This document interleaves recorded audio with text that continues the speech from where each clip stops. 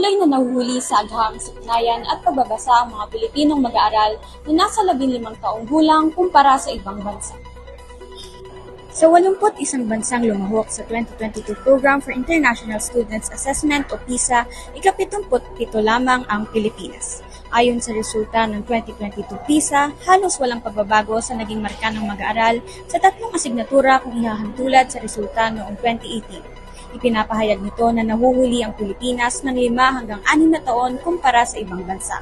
Nakakuha sila ng below average na 355 sa siknayan, 347 sa pagbabasa at 356 sa agham. Sa pagbabasa, tumaas ang Pilipinas ng 7 puntos, 2 puntos naman sa siknayan at bumaba ng 1 puntos sa agham. Hindi naman ako surprised kasi the Philippines DepEd Department has had a history of allocating funds in the wrong places. Nagulat ako nung bottom 10 out of 81 countries tayo and we scored less than 100 and ineffective yung management ng DepEd currently. Ang naging resulta ng PISA ay nagmula rin sa mabagal na pag-unlad ng sistema ng edukasyon sa Pilipinas mula sa pandemya. Tunay nga namang nakalulungkot ang naging resulta nito. Ipinapahayag lamang nito na hindi naging epektibo ang naging tugon ng pamahalaan tungkol sa edukasyon.